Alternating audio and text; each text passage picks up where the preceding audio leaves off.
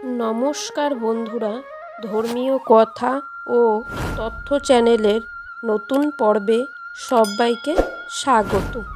গোপালের কৃপাদৃষ্টি পাওয়ার জন্যই গোপালের পুজো করা হয়। তাই বাড়িতে গোপালের মূর্তি থাকলে আগে স্নান সেরে ভগবানকে স্নান করিয়ে ভোগ দিয়ে তবেই নিজের খাওয়া শুরু করুন। পুজোর পর গোপালকে স্নান করিয়ে ভোগ খাইয়ে ওই ভোগ নিজেরা খান। যেখানে গোপালের মূর্তি আছে সেখানে তুলসী কাঠের মালা রাখুন। যে ভোগ বা প্রসাদ গোপালকে দেবেন সেই ভোগ ও প্রসাদে অবশ্যই তুলসী পাতা দেবেন, কারণ তুলসী ছাড়া ভগবান কোনো প্রসাদ গ্রহণ করেন না। গোপালকে পুজো দেওয়ার সময় ধুতি পরে পুজোতে বসুন।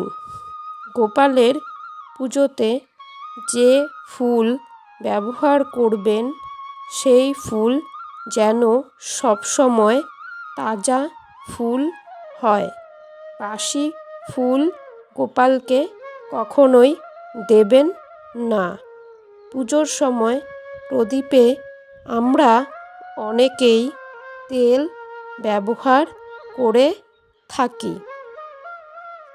পুজোর সময় রোজ ঘি দিয়ে প্রদীপ জ্বালান। সকাল সন্ধেয় 2 বেলায় প্রদীপ জ্বালাতে হবে।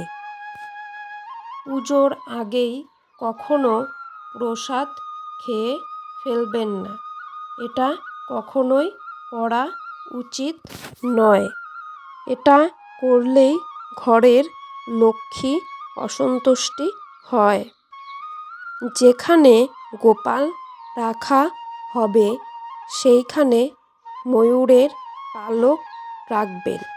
গোপালের এই ময়ূরের পালক খুব প্রিয়, তাতে গোপাল সন্তুষ্ট হয়। যেখানে গোপাল থাকবে সেখানে অবশ্যই ভগবত গীতা রাখুন, কারণ গীতাতে অর্জুনকে দেওয়া কৃষ্ণের উপদেশ রয়েছে। বেড়াতে গেলে গোপালকে সঙ্গে নিয়ে যাবেন। এছাড়া আপনি কিছুক্ষণের জন্য বাড়ির বাইরে গেলে গোপালের ঘরে কখনোই তালা লাগিয়ে যাবেন না, কারণ গোপালকে আমরা ছোট বালক রূপে পুজো করি, ফলে তাকে একা রেখে কখনোই যাওয়া উচিত নয়।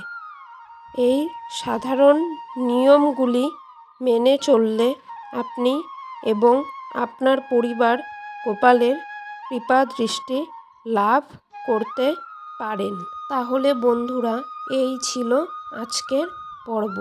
আশা করি আমার বন্ধুদের পর্বটি ভালো লেগেছে। যদি ভালো লেগে থাকে তাহলে অবশ্যই লাইক, কমেন্ট, শেয়ার করে দিবেন। আমার ছোট্ট চ্যানেলটিকে সাবস্ক্রাইব করে দিবেন। পুরো পর্বটি দেখার জন্য আমার সকল বন্ধুদের জানাই অসংখ্য ধন্যবাদ।